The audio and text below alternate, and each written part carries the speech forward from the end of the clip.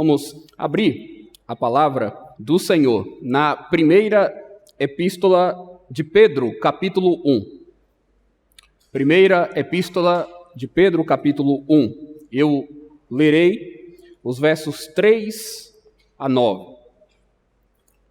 A palavra do Senhor assim nos diz: Bendito Deus e Pai de nosso Senhor Jesus Cristo, que segundo a sua muita misericórdia, nos regenerou para uma viva esperança, mediante a ressurreição de Jesus Cristo dentre os mortos, para uma herança incorruptível, sem mácula, imacessível, reservada nos céus para vós outros, que sois guardados pelo poder de Deus, mediante a fé, para a salvação preparada para revelar-se no último tempo. Nisso exultais, embora no presente, por breve tempo, se necessário, sejais contristados por várias provações, para que, uma vez confirmado o valor da vossa fé, muito mais preciosa do que o ouro perecível, mesmo apurado por fogo, redunde em louvor, glória e honra na revelação de Jesus Cristo, a quem, não havendo visto, amais, no qual, não vendo agora, mas crendo, exultais com alegria indizível e cheia de glória, obtendo o fim da vossa fé, a salvação da vossa alma. Oremos, irmãos. Ó Senhor, Senhor nosso, quão magnífico é o teu nome em toda a terra. Tão grande é a tua graça, a tua misericórdia. Obrigado, ó Deus, porque o Senhor realiza entre o teu povo uma grande obra de redenção. Nos ajude a confiar em Ti, nos ajude a olhar para o Senhor nos dias difíceis. Que a nossa fé esteja sempre firmada no nosso Salvador Jesus Cristo, em quem recebemos todas as coisas. O Senhor Jesus, que nos tem sido suficiente nessa caminhada aqui. Que o Senhor continue abençoando esta igreja, ó Pai. Que o Senhor continue derramando bênçãos dos altos céus. Que o Senhor continue despertando os corações, capacitando pessoas para se disporem a realizar a Tua obra com fidelidade, com sabedoria, com o temor do Senhor, com piedade. Te agradecemos, ó Deus, porque certamente estas coisas não têm faltado. Certamente, ó Deus, o fruto do Espírito não tem deixado de existir nesse lugar. E por isso nós te rendemos graças. São 60 anos de cuidados, de providências, de um amor que se manifesta cotidianamente nas pequenas e nas grandes coisas. Que o Senhor seja conosco agora e que o Senhor, ó Deus, aplique a Tua palavra ao nosso coração, ensinando-nos a andar em Teus caminhos, aproximando-nos de Ti, santificando-nos, edificando-nos para a Tua glória, em Cristo Jesus, nosso Senhor. Amém. Meus irmãos, conta-se que em certa ocasião um instrutor de salva-vidas estava ensinando seus alunos como salvar, como proceder diante de pessoas que estavam sendo socorridas ao se afogarem. E ele teria dito: primeiro, nós precisamos fazer todos os esforços para tirar a pessoa da água, obviamente. O segundo passo é empreender outros esforços para, usando as técnicas necessárias, retirar a água de dentro da pessoa. E enquanto fazemos isso, nós precisamos também tomar outras providências para que ela seja reanimada. E o fato é que esses procedimentos que são comuns nestas situações trazem para nós uma ilustração muitíssimo interessante acerca do que Deus realiza quando opera a sua obra de salvação. Porque, primeiramente, o que nós temos visto em nossa experiência e também pelo ensino da palavra é que Deus nos tira do mundo. Deus nos traz para a sua família, para o seio do seu povo. E a partir daí, então, o Senhor começa a trabalhar em nosso coração, em nossa mente, para tirar o pecado de nós. E então nós percebemos que pela graça o Senhor nos reanima, o Senhor nos traz de volta, o Senhor nos limpa e nos purifica da corrupção, o Senhor de fato nos vivifica. Meus irmãos, pensando nisso e considerando os 60 anos de aniversário da igreja, gostaria de falar hoje sobre algumas das mais grandiosas bênçãos espirituais que nós temos em Jesus Cristo. E o apóstolo Pedro traz aqui algumas destas bênçãos à luz. São bênçãos que nos estimulam, são bênçãos que nos animam, são bênçãos que são oriundas da iniciativa soberana de Deus, mas que nos faz confiar que a obra que ele iniciou, ele haverá de completar. E eu gostaria então, meus irmãos, com o foco e o olhar no texto que nós lemos, falar primeiramente sobre a bênção em destaque aqui no versículo 3, a regeneração. E aí, gostaria de trazer uma definição, a princípio, sobre o que regeneração significa, qual é o conceito que nós queremos que os irmãos tenham em mente, para então destrinchar este conceito à luz do texto que acabamos de ler. De forma didática, então, irmãos, regeneração seria o ato da livre e soberana graça de Deus, pela qual Ele nos proporciona o novo nascimento, transformando o nosso coração. Pela ação maravilhosa, misteriosa, sobrenatural do Seu Santo Espírito, o Senhor nos move ao arrependimento e à fé, mudando o nosso caráter, mudando a nossa disposição de alma e mudando, inclusive, as nossas inclinações. A regeneração é, portanto, parte da obra redentora de Deus, que também inclui, dentre outras coisas, a eleição, a justificação, a santificação e a glorificação. Quando falamos da salvação das nossas almas, nós estamos falando de bênçãos que estão interligadas. É uma cadeia, é uma corrente de bênçãos que estão totalmente relacionadas entre si. Como muito bem destacou certa vez o pastor e professor Joel Bick, no tempo e no modo designado por Deus, o Espírito Santo começa este trabalho em nós, vivificando o nosso coração, iluminando a nossa mente, renovando a nossa vontade e incutindo um ódio pelo pecado e uma nova fome e sede por justiça. Moldando-nos a Cristo, Ele nos capacita para usar a mão da fé a fim de receber a salvação oferecida a nós no Evangelho. Então nós temos aqui boas perspectivas, não é? E temos também boas definições acerca do que regeneração significa nas Escrituras Sagradas. E há três verdades acerca desta bênção, três verdades acerca da regeneração que o texto nos informa. A primeira delas: a nossa regeneração se deve à misericórdia de Deus. Vejam vocês, Pedro diz: bendito o Deus e Pai de nosso Senhor Jesus Cristo, que segundo a sua muita misericórdia nos regenerou. A nossa regeneração se deve à misericórdia de Deus. Na verdade, irmãos, a regeneração só é necessária porque todos nós somos pecadores.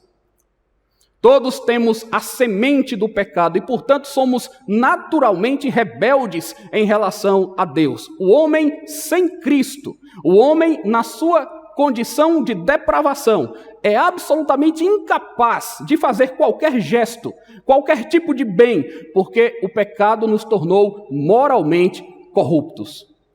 Os homens não foram criados assim, pelo contrário, Deus nos criou com a tendência de fazermos o que é bom, mas a nossa desobediência nos trouxe consequências muito drásticas, muito ruins, e tornou qualquer atitude punitiva de Deus em relação a nós como algo mais do que justo. Então nós temos sim razões para celebrar, para agradecer, porque pelos pecados que nós cometemos e pelas ofensas que em outros tempos dirigimos a Deus, o Senhor poderia simplesmente nos deixar de lado ou nos punir severamente. Mas pela sua misericórdia, a escolha de Deus foi outra. E Ele então resolve regenerar o nosso coração. Meus irmãos, a Bíblia é clara ao dizer que o salário do pecado é a morte. Então, merecíamos a condenação. Mas aqui é que está o ponto que precisa ser salientado nesse momento. Porque embora tivesse todo o direito de nos consumir em sua ira santa, o grande Deus manifestou infinita misericórdia ao nos regenerar. É por isso que estamos aqui. porque fomos regenerados pela misericórdia de Deus. Essa mesma misericórdia tem se tornado realidade na vida de muitos e muitos que estão experimentando o perdão de Deus. Quando Ele modifica o nosso coração dessa maneira, Ele demonstra a sua disposição em se reconciliar conosco, o que Ele faz, enviando o seu Filho através de Jesus Cristo. Deus toma a iniciativa que traz para nós uma vida diferente, que traz para nós a vida eterna como consequência. A segunda verdade que o texto revela acerca da nossa regeneração é que a nossa regeneração está ligada à ressurreição de Jesus Cristo. Então Pedro diz: bendito Deus e Pai de nosso Senhor Jesus Cristo, que segundo a sua muita misericórdia, nos regenerou para uma viva esperança mediante a ressurreição de Jesus Cristo dentre os mortos.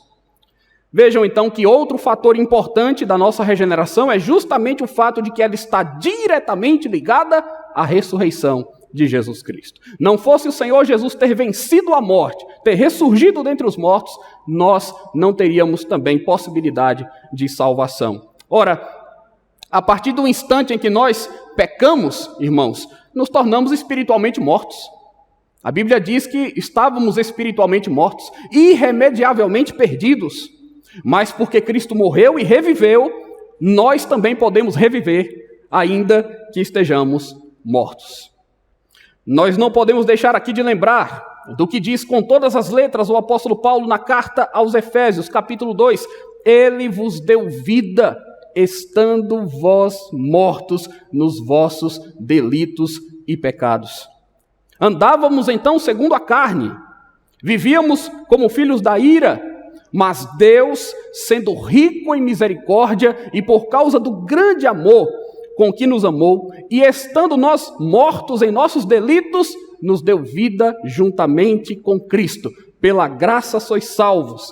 E juntamente com Ele nos ressuscitou e nos fez assentar nos lugares celestiais em Cristo Jesus. Percebem como há uma ligação que Paulo faz também lá em Efésios em relação à ressurreição de Jesus e em relação à transformação que se operou, à regeneração que Deus proporcionou a nós?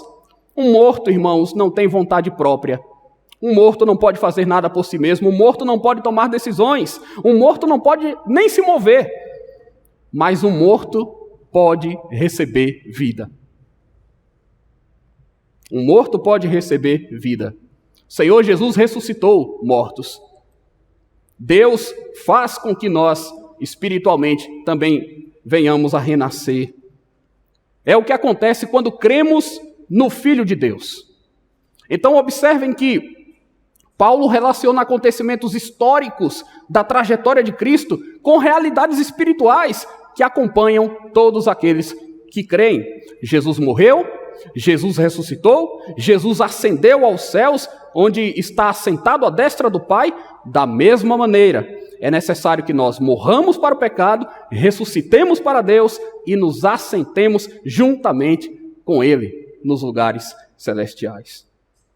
E no mesmo lugar em que lemos que o salário do pecado é a morte, nós também podemos ver que o dom gratuito de Deus é a vida eterna em Cristo Jesus, nosso Senhor. É a vida de Cristo que nos dá vida. É a vitória de Cristo que garante a nossa vitória. É a ressurreição de Cristo que garante a nossa regeneração. A terceira verdade sobre a nossa regeneração, irmãos, ela tem por objetivo nos conceder esperança. Isso foi dito no centro do versículo 3. Segundo a sua muita misericórdia, Deus nos regenerou para uma viva esperança. Esse é o objetivo da regeneração, dar esperança para aqueles que são alcançados pela graça de Deus. É óbvio, agora nós caminhamos tendo em vista a bendita esperança que antes era-nos impossível possuir. Nós vivíamos no mundo sem Deus, sem paz, sem um objetivo claro para as nossas vidas, não conhecíamos as promessas, não nos importávamos com as coisas espirituais, não tínhamos dimensão daquilo que Cristo fez por nós. Nada. Restava-nos então, irmãos, a miséria, a perdição, o juízo, o inferno. Não havia liberdade, não havia alegria, não havia fé, não havia esperança alguma. Mas agora a situação é outra, é bem outra.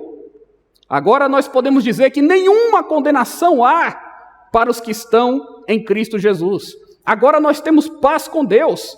Agora a nossa esperança não se limita a essa vida, mas a transcende. Nós não somos mais infelizes, não é? Nem os mais infelizes de todos os homens, não. Nós temos uma bendita esperança. Agora pisamos em terreno sólido. Nós sabemos por que estamos aqui. Nós sabemos onde vamos chegar. Nós sabemos que Deus haverá de conduzir todas as coisas cumprindo o seu plano, cumprindo a sua palavra. Nós podemos até mesmo ter a certeza da nossa salvação, uma das maiores bênçãos que o crente pode ter nesse mundo. A certeza de que ele está salvo e seguro nas mãos do Pai. E que das mãos do Senhor Jesus ninguém o pode tirar. Porque se Deus nos regenerou, Ele vai completar a obra que começou. Ele vai nos conceder, como já tem concedido, muitas bênçãos espirituais. Agora nós podemos dizer, irmãos, que não há ninguém nesse mundo mais feliz, mais bem-aventurado, mais grato, mais esperançoso do que o cristão. A nossa regeneração nos trouxe esperança, nos trouxe a consciência de uma herança que está reservada para nós, uma herança da qual nós vamos usufruir plenamente um dia na glória celestial. É essa a esperança que nós temos, porque Deus nos regenerou. A segunda grande bênção que nós podemos observar aqui no texto, irmãos, é a bênção da preservação. Preservação. Me deixem definir aqui o que eu quero dizer com esse termo e nós vamos observá-lo também nos versículos. Preservação é o ato protetor de Deus pelo qual Ele nos guarda do mal, do tropeço e da queda, de modo a nos assegurar a salvação, fazendo-nos perseverar firmes na fé. Por mais que venhamos a enfrentar oposições, adversários, problemas dos mais variados, jamais decairemos de modo final da graça que nos foi dada em Cristo. Estejamos, pois, todos então bem certos de que nem tribulação, nem angústia, nem perseguição, nem fome, nem nudez, nem perigo, nem espada, nem a morte, nem a vida, nem os anjos, nem os principados, nem as coisas do presente, nem as coisas do porvir, poderes, altura, profundidade, nem qualquer outra criatura poderá separar-nos do amor de Deus que está em Cristo Jesus, nosso Senhor. É exatamente isso que nós queremos dizer com preservação. Charles Spurgeon, falando sobre essa doutrina, diz o seguinte, que essa é uma grande maravilha. É algo maravilhoso que um homem seja cristão. E é uma maravilha ainda maior que ele continue a ser cristão. Considerem a debilidade da carne, a força da corrupção interna, a fúria da tentação satânica, as seduções das riquezas, o orgulho da vida, o mundo e seus caminhos. Todas estas coisas estão contra nós, diz Spurgeon. E, no entanto, maior é quem está a nosso favor do que todos os que estão contra nós. E desafiando o pecado, Satanás, a morte e o inferno, o justo prossegue o seu caminho. Os irmãos, alcançados pela graça de Deus, justificados em Cristo Jesus, seguem o seu caminho aqui nesta igreja há 60 anos. E nada pode parar esse movimento, uma vez que ele é infundido pelo próprio Deus. Mesmo que os adversários, as oposições, os problemas surjam de todos os lados, a igreja do Senhor é preservada nesse mundo. Há 3 verdades acerca da nossa preservação que o texto informa. Primeiro, nós somos preservados pelo poder de Deus. Vamos lá? Observando versos 4, entrando também com o verso 5. Para uma herança incorruptível, sem mácula, inacessível, reservada nos céus para vós outros, que sois guardados pelo poder de Deus. Vejam essa expressão, sois guardados ou preservados, como nós estamos aqui colocando, pelo poder de Deus. Um dos 5 pontos do calvinismo, que é o sistema de doutrina que nós presbiterianos sustentamos, fala sobre a perseverança dos santos. A perseverança dos santos. Isso significa, irmãos, que os fiéis, eleitos e convertidos hão de perseverar sempre, por toda a vida, em fidelidade a Deus, sustentados por Ele mesmo. Alguns dos nossos irmãos, alguns dos estudiosos das Escrituras, preferem descrever essa doutrina como preservação dos santos, entendendo que perseverança diz mais respeito àquilo que nós fazemos, enfatiza mais as nossas ações, quando, na verdade, preservação faz uma referência mais exata àquilo que Deus opera. Mas o fato, irmãos, é que as duas expressões podem perfeitamente serem usadas, porque a Bíblia nos apresenta esses 2 aspectos, conjuntamente. Ela nos chama à responsabilidade, ela diz que nós devemos perseverar, mas ela também ensina que só é possível nós perseverarmos porque Deus nos preserva. Por que nós perseveramos na fé? Porque Deus nos preserva. Esse é o ponto. É a soberania de Deus, então, e a responsabilidade do homem que caminham juntas. Mas a questão crucial aqui, irmãos, que eu quero ressaltar é que o crente não pode perder a salvação. Esse é um tesouro que ele recebe pela graça e que ninguém pode roubar. Ele até poderia e fatalmente perderia se a salvação dependesse dele.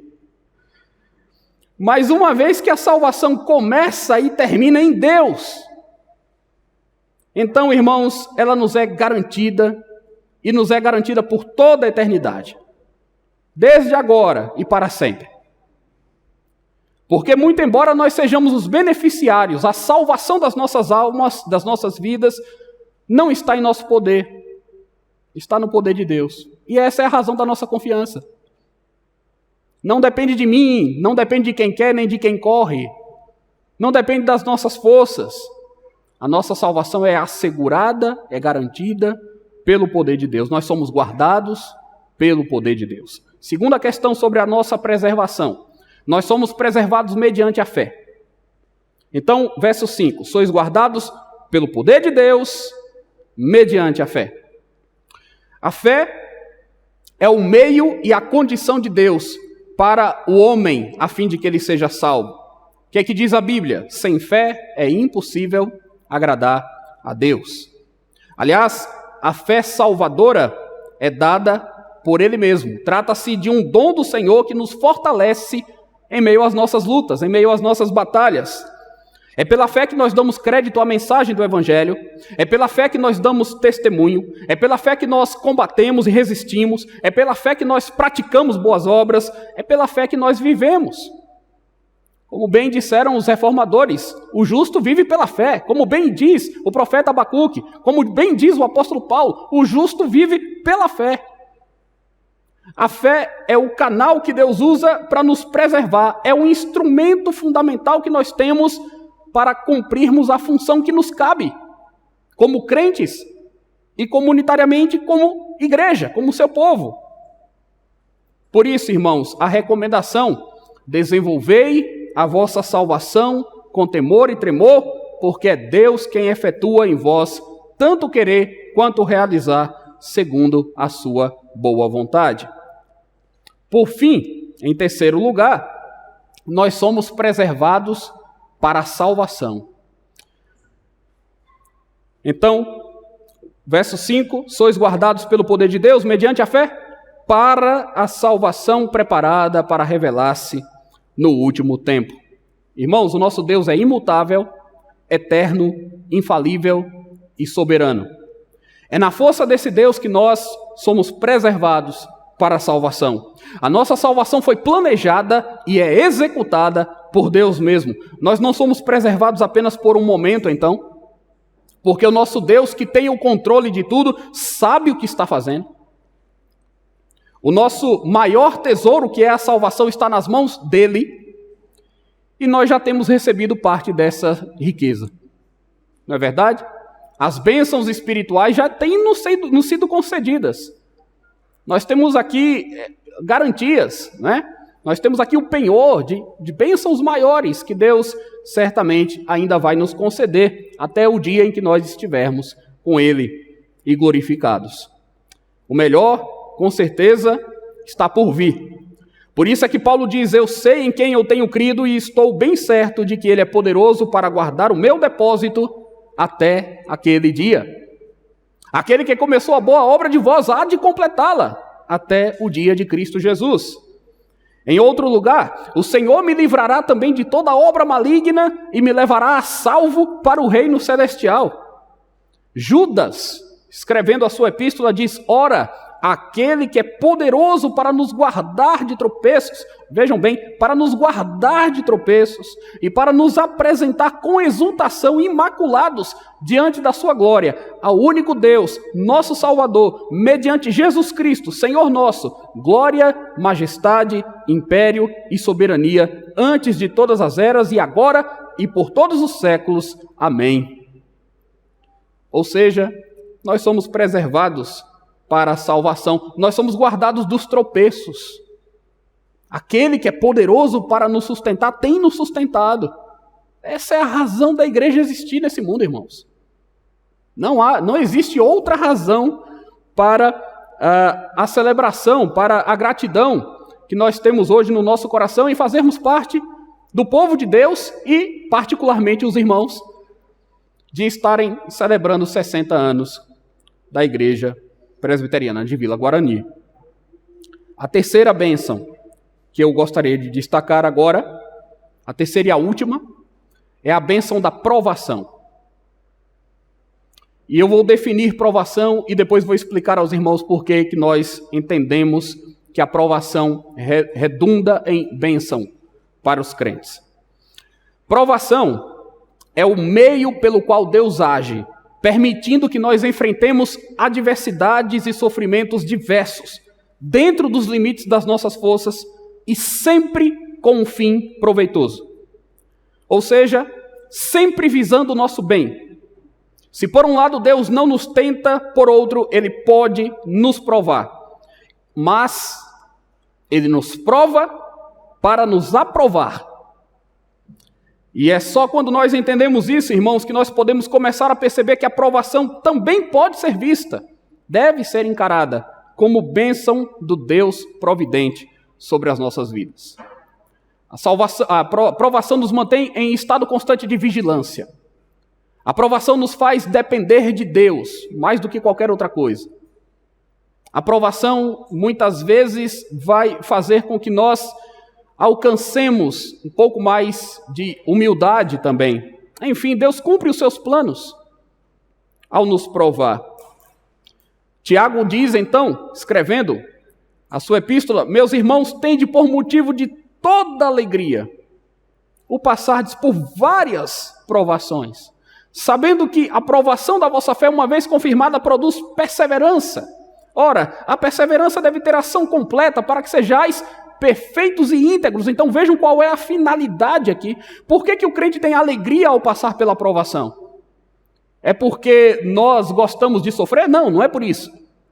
É porque a nossa confiança naquilo que Deus está fazendo ou está por fazer deve se manter.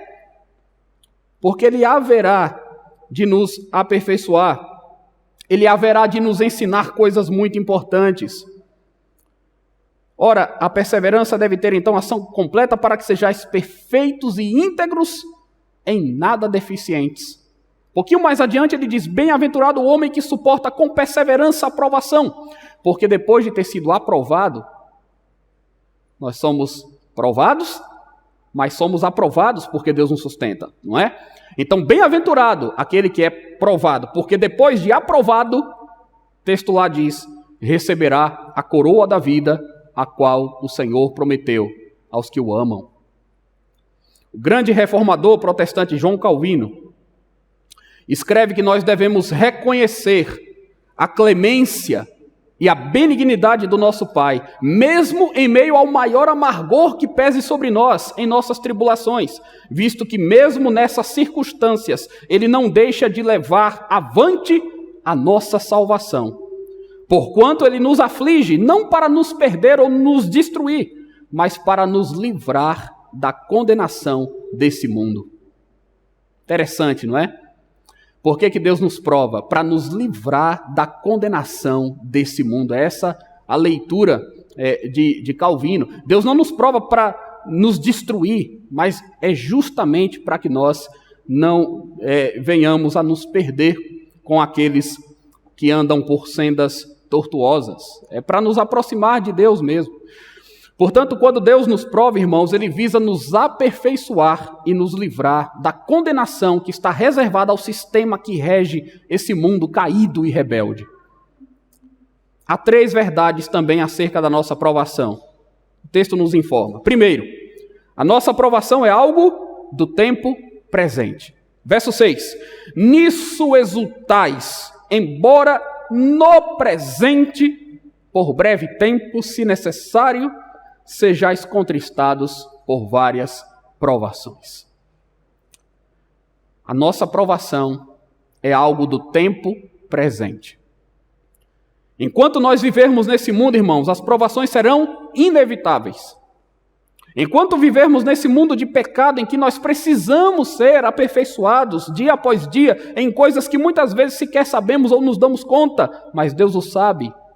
Enquanto aqui nós labutarmos, teremos necessariamente que lidar com muitas coisas desagradáveis a princípio, dores, choros, enfermidades, perdas de entes queridos, angústias, preocupações e coisas semelhantes a essas.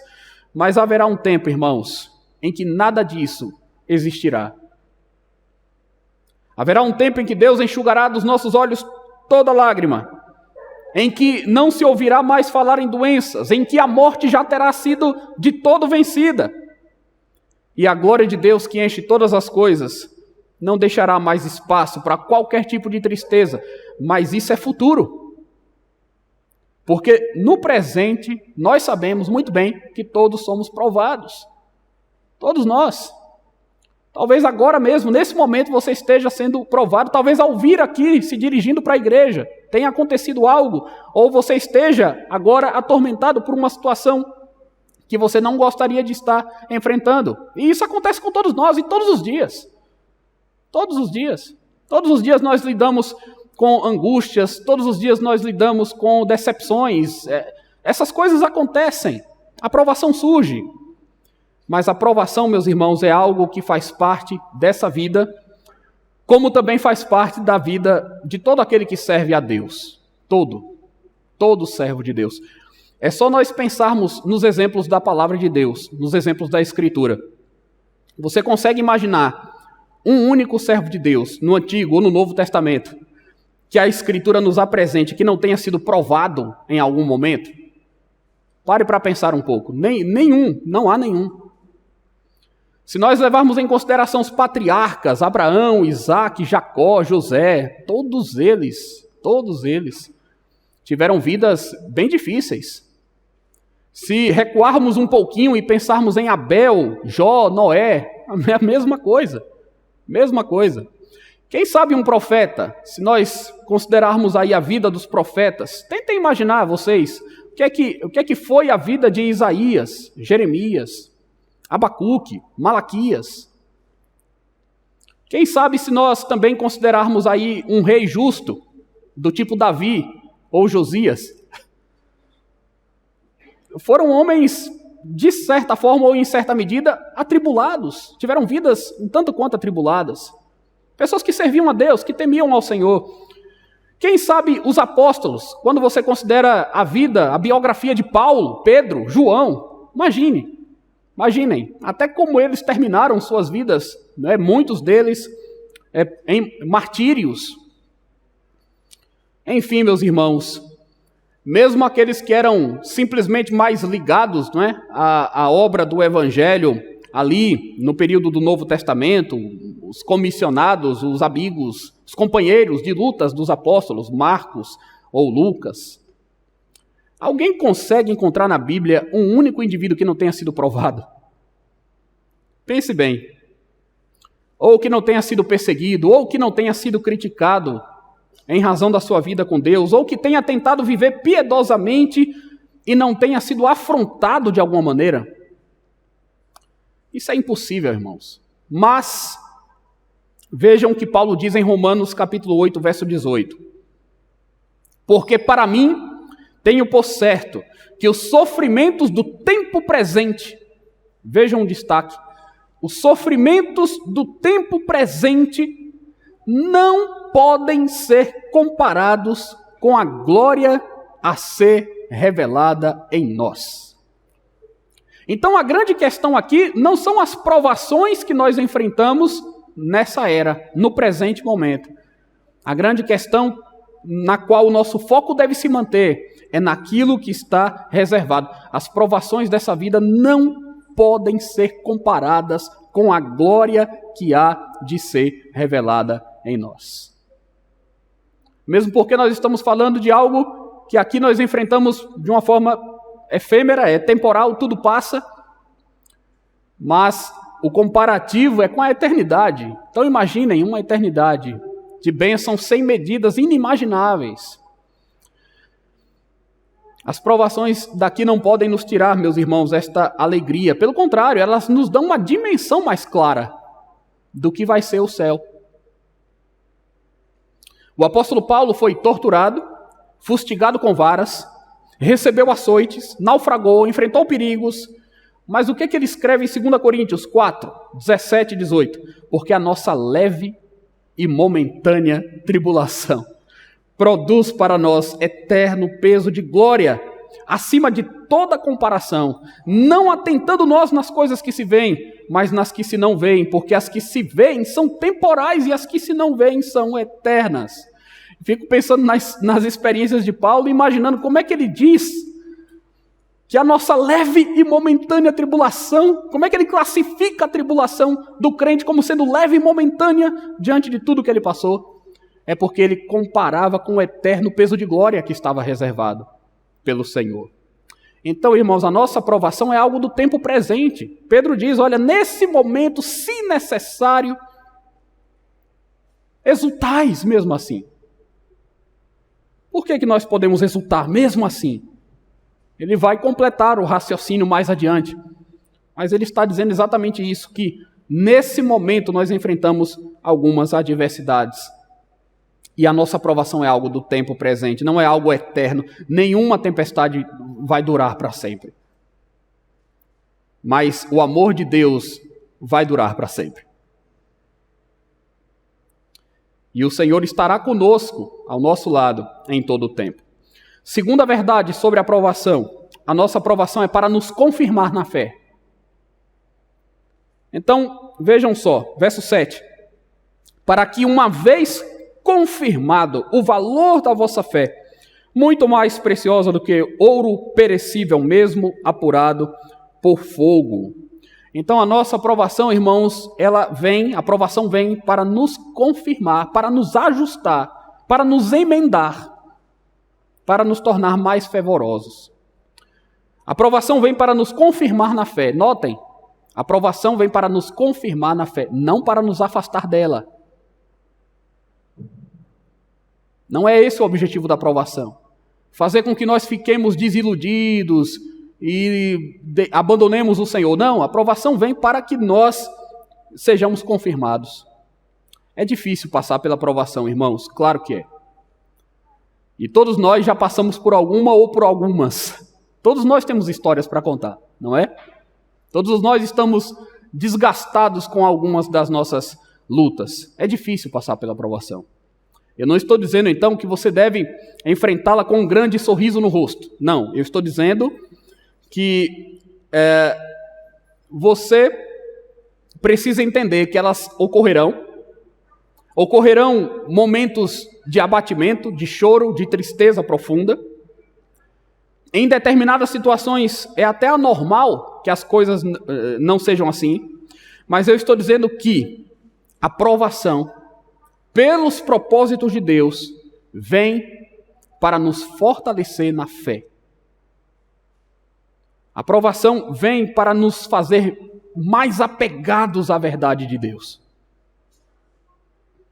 Quando nós saímos de uma batalha muito difícil, irmãos, muito dolorosa, quando nós vencemos uma terrível tempestade, a tendência é ficarmos mais fortes. Não com a força que temos de nós mesmos, mas com a força de Deus, Senhor.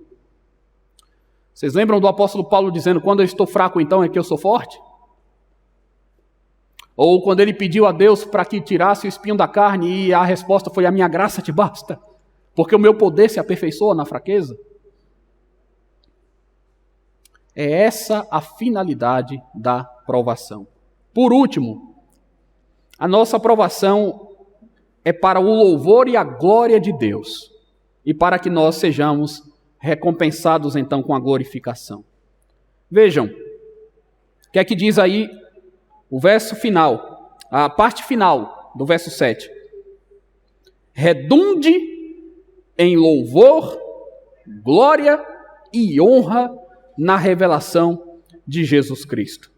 A quem não havendo visto, a mais, no qual, não vendo agora, mas crendo, exultais com alegria indizível e cheia de glória, obtendo o fim da vossa fé, a salvação da vossa alma. Então nós somos provados para que Deus seja glorificado através de nós. E nós somos provados porque assim nós somos confirmados e a nossa salvação, a obra de salvação, a obra de redenção de Deus vai cumprindo os seus propósitos. Meus irmãos, então nós podemos dizer que a provação nos vem para o louvor e a glória de Deus. E como é que nós poderíamos entender isso? Deus é glorificado de um modo mais intenso quando nós estamos sendo provados e ainda assim nós somos capazes de adorá-lo e bendizê-lo. Então as provas vêm e nós ainda reconhecemos que Deus é bom. Ainda declaramos isso. Nós estamos no leito de um hospital e ainda podemos pregar o evangelho para um enfermeiro. E dizer que Deus é bom. John Piper afirma que um dos lemas do seu ministério pastoral é o conceito de que Deus é mais glorificado em nós quando estamos mais satisfeitos nele. E isso especialmente na adversidade. É você dizer, eu estou satisfeito em Deus. É você dizer, Cristo é suficiente. Mesmo na adversidade. Mesmo na provação. Então, não desperdice a oportunidade que a provação lhe dá de mostrar a firmeza da sua fé, aproveitando-a para dar um testemunho do amor de Deus, da maravilha do Evangelho. Nisso ficará nítida a diferença entre os filhos da luz e os filhos das trevas.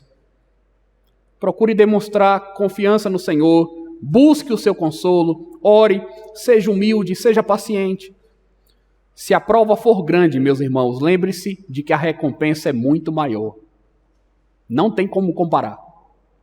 A provação pode ser grande, a luta pode ser grande, a recompensa é muito maior. E o Deus de toda paz guardará os nossos corações em Cristo Jesus. Meus irmãos, nós vimos aqui 3 grandes bênçãos que nós recebemos em Cristo. A regeneração que se deve à misericórdia de Deus, que está ligada à ressurreição de Jesus e que nos dá esperança. A preservação que ocorre pelo poder de Deus, mediante a fé, para a nossa salvação. E a provação, que é algo do tempo presente para nos confirmar na fé, para que o nome do Senhor seja glorificado e para que nós recebamos a recompensa depois da nossa aprovação. Que nós guardemos estas coisas em nosso coração, que nós as assimilemos em nome do Senhor Jesus e que Deus continue conduzindo esta sua igreja nos seus caminhos. Que nós tenhamos a consciência do que Deus fez por nós, meus irmãos, e que assim nos animemos para servi-lo cada vez melhor. Que o Senhor nos abençoe.